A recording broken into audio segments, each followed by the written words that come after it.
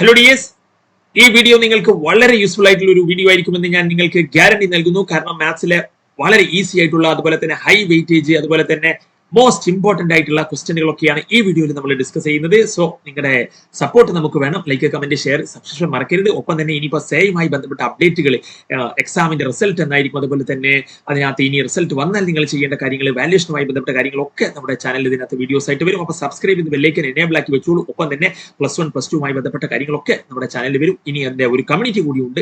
നിങ്ങൾക്ക് അതിനകത്ത് വീഡിയോസ് ഒന്നും മിസ്സാകാതിരിക്കാൻ കമ്മ്യൂണിറ്റിയിൽ കൂടി നിങ്ങൾ ജോയിൻ ആയിക്കോളൂ. ഒരുപാട് പേര് ഓൾറെഡി ജോയിൻ ആയിട്ടുണ്ട്. അപ്പോൾ നിങ്ങളുടെ ചങ്കുകളിലോട്ടൊക്കെ മാക്സിമം ഷെയർ ചെയ്യുക. കമ്മ്യൂണിറ്റി ലിങ്ക് ഞാൻ കമന്റ് ബോക്സിൽ വെക്കാം. അപ്പോൾ ഈ ഒരു സംഭവം, ഈ ഒരു ക്വസ്റ്റ്യൻ, ഞാൻ ഏതൊക്കെ ചാപ്റ്റേഴ്സ് ആണ് ആദ്യം പഠിക്കേണ്ടത് എന്നുള്ളതും അതിൽ തന്നെ ഏത് ക്വസ്റ്റ്യൻസ് ആണ് ഏറ്റവും ആദ്യം പഠിക്കേണ്ട 5 സ്റ്റാർ ക്വസ്റ്റ്യനുകൾ എന്നും ഞാൻ പറയുന്നുണ്ട്. സോ പഠിക്കാൻ ബുദ്ധിമുട്ടുള്ളവർക്കും അതുപോലെ തന്നെ നല്ല മാർക്ക് സ്കോർ ചെയ്യാൻ ആഗ്രഹിക്കുന്നവർക്കും ഒക്കെ യൂസ്ഫുൾ ആയിരിക്കും ഈ ഒരു സംഭവം. നിങ്ങൾ ഡിഗ്രി ആൻഡ് ഓർഡർ, ഇതിനകത്ത് സൈന് വരുമ്പോൾ ഇതിനകത്ത് ഈ ഒരു സൈൻ ഓഫ് എന്ന് പറഞ്ഞ് വരുമ്പോഴേ ഡിഗ്രി നമുക്ക് എന്തെല്ലാം ഡിഫൈൻഡ് അല്ല, ഓർഡർ ഇതിനകത്ത് പറയാൻ പറ്റും. പക്ഷെ ഇവിടെ ഓർഡർ ഡിഗ്രി, കാരണം ഇതൊക്കെ പഠിക്കാൻ ഒരു 2 മിനിറ്റ് അതിനകത്ത് ഇതിന്റെ സൊല്യൂഷൻസുമായി ബന്ധപ്പെട്ട് കാര്യങ്ങൾ എവിടെ നിങ്ങൾക്ക് ലഭിക്കും എന്ന കാര്യങ്ങളെല്ലാം ഞാൻ വീഡിയോയിൽ പറയുന്നുണ്ട്.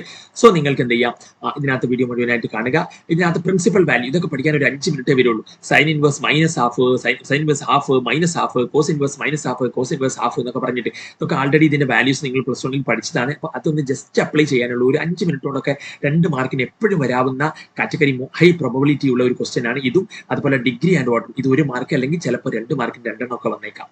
മനസ്സിലായില്ലേ? ഇനി ഈ ഫീൽഡിൽ അപ്പോൾ പുതുതായി വീഡിയോ കാണുന്നവരാണെങ്കിൽ ഇപ്പൊ നിങ്ങൾ വിചാരിക്കും ഈ മാത്സിൽ എന്താണ്, ഈ ക്വസ്റ്റൻസ് ഒക്കെ ഇമ്പോർട്ടന്റ് ആണോ എന്നുള്ളത്. അതിന് നിങ്ങൾ മനസ്സിലാക്കുക, ഈ ഫീൽഡിൽ എന്റെ എക്സ്പീരിയൻസ് എന്ന് പറയുന്നത് ഇമ്പോർട്ടന്റ് ആയിട്ടുള്ള ക്വസ്റ്റനുകളാണ്. കാരണം ഈ ഫീൽഡിൽ എന്റെ എക്സ്പീരിയൻസ് എന്ന് പറയുമ്പോൾ അഡ്ഡപടലം ഫെയിൽ ആയവരെ നമ്മൾ എന്ത് ചെയ്തിട്ടുണ്ട്, കുറഞ്ഞ സമയം കൊണ്ട് മികച്ച മാർക്കിലോട്ട് മുൻ വർഷങ്ങൾ കേരളത്തിൽ തന്നെ sale one of the best result കേരളത്തിലെ സേ എക്സാമിനെ സംബന്ധിച്ചിടത്തോളം നമുക്ക് ഉണ്ടാക്കാൻ സാധിച്ചത് നമ്മൾ ആ രീതിയിൽ സിമ്പിൾ ആക്കിയിട്ട് പഠിപ്പിച്ചുകൊണ്ടാണ്. സോ പഠിക്കാൻ ബുദ്ധിമുട്ടുള്ളവരെ ഫോക്കസ് ചെയ്താണ് നമ്മുടെ ക്ലാസ്സുകൾ. അതുകൊണ്ട് തന്നെയാണ് 5 മാർക്കുമായി വന്നവരും 6 മാർക്കുമായി വന്നവരും ഒക്കെ 27ലോട്ടും 5ഉം 7ഉം 8ഉം ഒക്കെ ആയി വന്ന് അഡ്ഡപടലം ഫെയിൽ ആയിട്ട് 28ലോട്ടും അതുപോലെ തന്നെ 6-32ലോട്ടും. അങ്ങനെ ഈ ഒരു കേസ് ബയോളജി ഒക്കെ നോക്കാൻ നിങ്ങൾക്ക് 15 ആയിട്ട് പിന്നീട് ടി മാർക്ക്, കെമിസ്ട്രി ഒക്കെ 36ഉം ടി മാർക്ക് നോക്കൂ. ഡബിൾ പാസും അതിനപ്പുറം 40 അറൗണ്ട് മാർക്കിലോട്ടും ഫെയിൽ ആയി വന്നു. വീണ്ടും അവർ തനിയെ എഴുതി ഫെയിൽ ആയി വീണ്ടും നമ്മുടെ ബാച്ചിൽ ജോയിൻ ആയപ്പോൾ കണ്ടോ A+ അടുത്തൊക്കെ എത്തി. ടി മാർക്ക് കെമിസ്ട്രിയിൽ നോക്കൂ.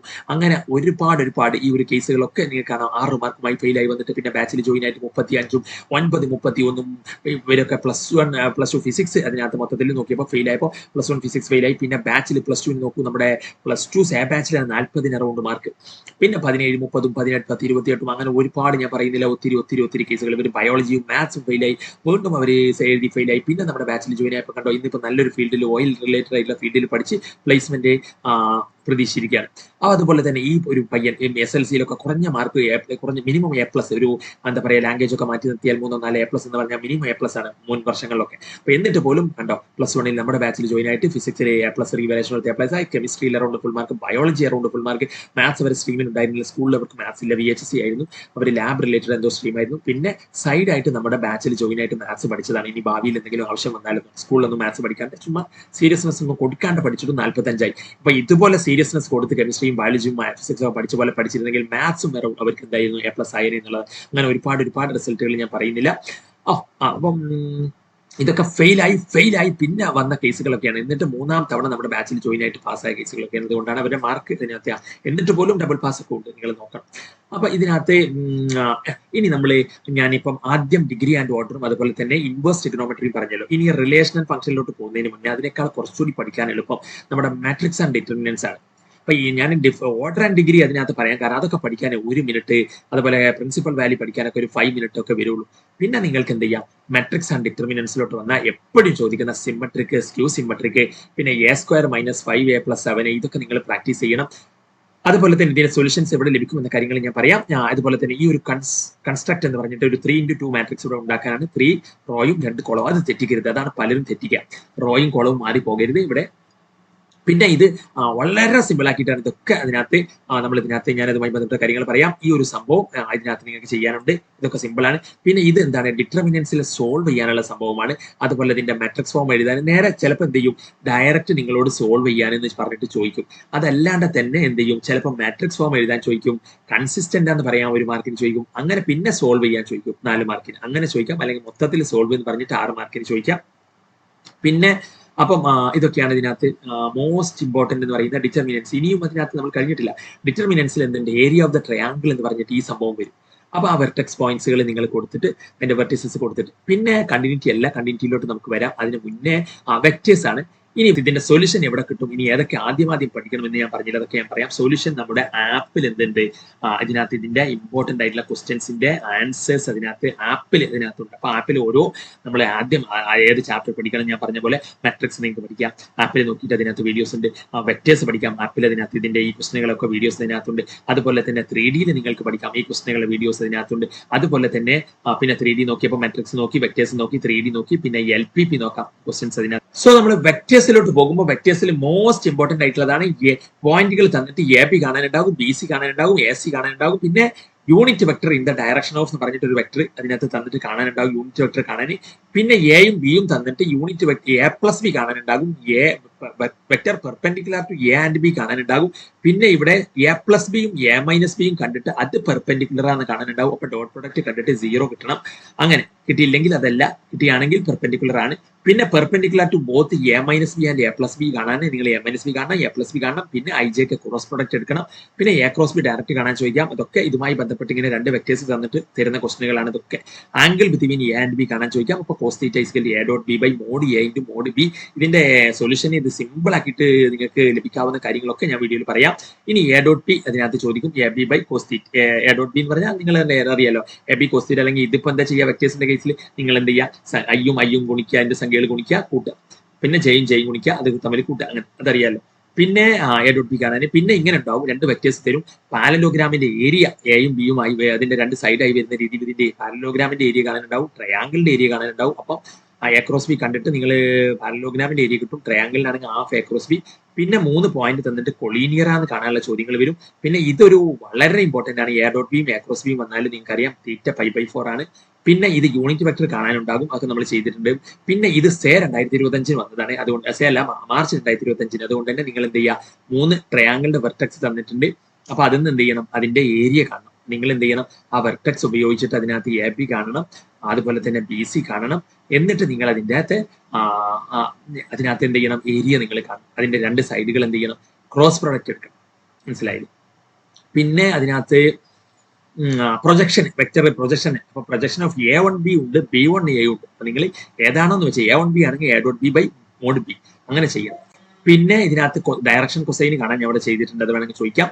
പിന്നെ ഇത് സേ 2025 വന്നതാണ്, ലാംഡയും മ്യൂയും കാണാൻ. പക്ഷെ ഇവിടെ തന്നിട്ടുണ്ട് ക്രോസ് വെക്ടേഴ്സ് ആണ്. അപ്പൊ നിങ്ങൾ ക്രോസ് വെക്ടേഴ്സ് ആകുമ്പോൾ ഇതിന്റെ റേഷ്യോസ് എന്താണ്, റേഷ്യോസ് കോഎഫിഷ്യൻസ് ഈക്വൽ ആണ്, അങ്ങനെ വേണം ഇത് ചെയ്യാൻ.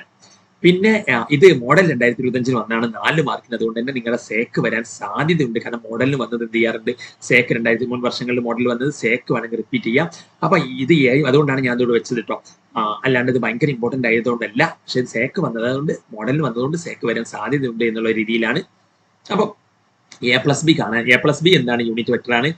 എയും ബിയും യൂണിറ്റ് വെക്ടർ ആണ്. അങ്ങനെയെങ്കിൽ θ കാണാനാണ്. പിന്നെ ഇതിനകത്ത് ഇതൊക്കെ മോഡലിൽ വന്നതാണ്, ഇതൊക്കെ വേണമെങ്കിൽ സേക്ക് വരാൻ സാധ്യതയുള്ള പ്രശ്നങ്ങളാണ്. പിന്നെ 3Dയിലോട്ട് വരുമ്പോൾ നിങ്ങൾക്ക് അറിയാലോ, ഷോർട്ടസ്റ്റ് ഡിസ്റ്റൻസ് രണ്ട് ലൈനിന്റെ ഇടയ്ക്ക് കാണാൻ, അതുപോലെ തന്നെ വെക്ടർ ഇക്വേഷന്, കാർട്ടീഷ്യൻ ഇക്വേഷന്, അതുപോലെ തന്നെ സംഭവങ്ങൾ കാണാൻ, പിന്നെ ആംഗിൾ ബിറ്റ്വീൻ 2 ലൈൻസ് കാണാൻ, പിന്നെ LPPയിൽ നിങ്ങൾക്ക് അറിയാലോ, സോ മാക്സിമൈസ് മിനിമൈസ് എന്ന് പറഞ്ഞിട്ട് ഇക്വേഷനുകൾ തന്നിട്ട് സോൾവ് ചെയ്യാനുള്ള സംഭവം. പിന്നെ പ്രോബബിലിറ്റിയിൽ ഇതാ P(A) തരും, B തരും, B given A തരും, എന്നിട്ട് A യൂണിയൻ B കാണാൻ പറയും, അല്ലെങ്കിൽ A and B കാണാൻ പറയും, അതുപോലെ തന്നെ A given B കാണാൻ പറയും, B given A കാണാൻ പറയും. പിന്നെ ഇൻഡിപെൻഡൻസ് ഈവൻസ് എന്ന് പറഞ്ഞിട്ട് A and B കാണാൻ, A not B കാണാൻ, A or B കാണാൻ, നെയ്തർ A nor B കാണാൻ. അപ്പൊ അതൊക്കെ നിങ്ങൾ മാറ്റാൻ പഠിക്കണം. പിന്നെ ഇതിനകത്ത് അതൊക്കെ ഈ കാറ്റഗറി തന്നെയാണ്, എയും ബിയും ഇൻഡിപെൻഡന്റ് ആണോ എന്ന് കാണാൻ.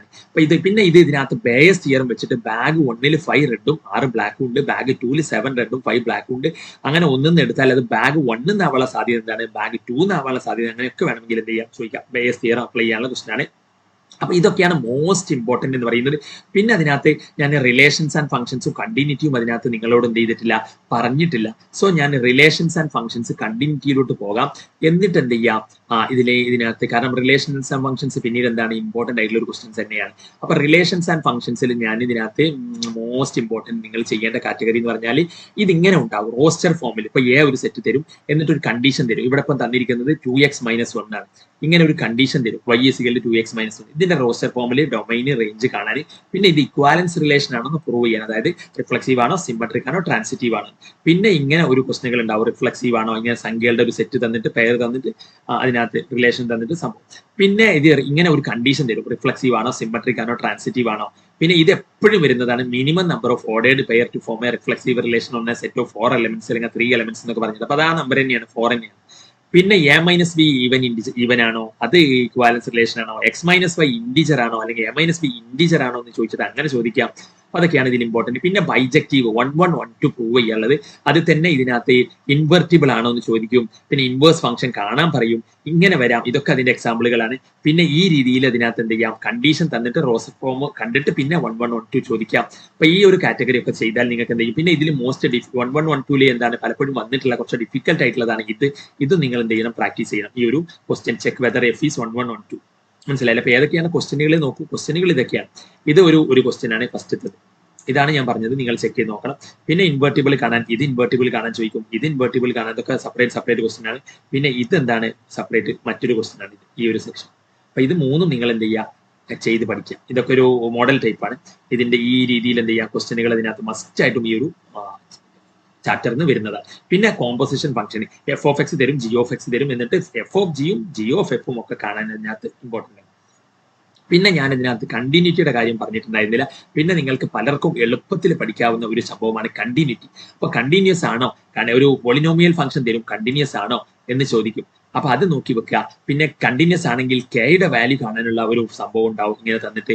പിന്നെ എയും ബിയും കാണാനുണ്ടാവും. ഇതൊക്കെ ഭയങ്കര സിമ്പിൾ ആണ്, നിങ്ങൾ വിചാരിക്കുന്ന പോലെ അല്ല, ഭയങ്കര സിമ്പിൾ ആണ്. അതുപോലെ കണ്ടിന്യൂസ് ആണോ എന്ന് ചെക്ക് ചെയ്യാൻ ഇതൊക്കെ ഭയങ്കര സിമ്പിൾ ആണ്. ഈ ഒരു 3 മാർക്ക് കാറ്റഗറിയിൽ നിന്ന് കിട്ടുന്നതാണ്. ഇനി ഇതിനകത്ത് നിന്ന് മറ്റ് ഇമ്പോർട്ടന്റ് ആയിട്ടുള്ള ക്വസ്റ്റ്യൻസ് ഞാൻ പറയാം. അപ്പൊ ആദ്യം നിങ്ങൾ പഠിക്കേണ്ട ഓർഡർ കൂടി ഞാൻ പറയാം. അത് പറഞ്ഞിട്ടില്ല, ഏതൊക്കെ ചാപ്റ്റർ ആദ്യം പഠിക്കണം. 3D ഒക്കെ നമ്മൾ പറഞ്ഞല്ലോ. പിന്നെ ഇതിനകത്ത് 3Dയിൽ വെക്റ്റർ ലൈന് തന്നിട്ട് കാർട്ടീഷ്യൻ ആക്കാനും കാർട്ടീഷ്യൻ തന്നിട്ട് വെക്റ്റർ ആക്കാനും ഒക്കെ ചോദിക്കും കേട്ടോ. വെക്റ്റർ ഇക്വേഷനും കാർട്ടീഷ്യൻ ഇക്വേഷനും എഴുതാനൊക്കെ പഠിക്കണം.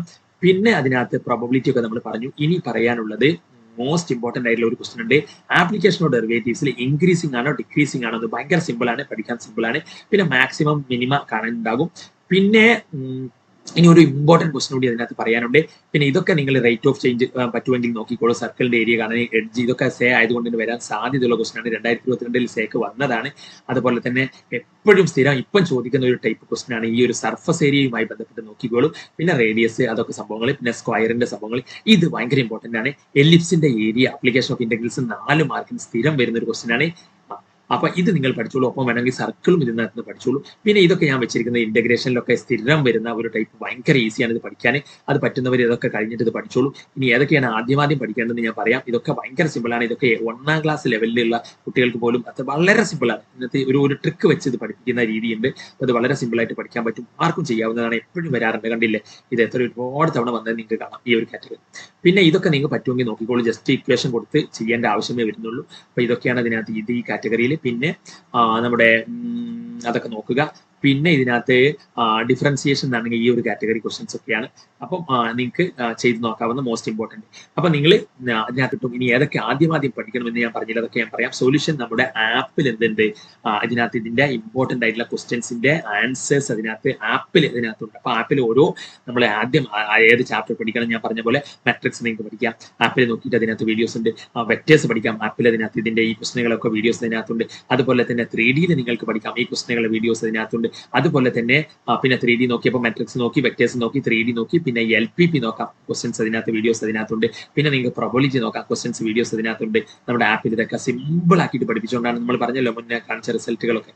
അപ്പം അതുപോലെ പിന്നെ നിങ്ങൾക്ക് എന്ത് ചെയ്യാം, പ്രോബബിലിറ്റി കഴിഞ്ഞാൽ കണ്ടിന്യൂറ്റി, റിലേഷൻ ആൻഡ് ഫംഗ്ഷൻ ഒക്കെ നോക്കാം ഞാൻ പറഞ്ഞ ഓർഡറിൽ.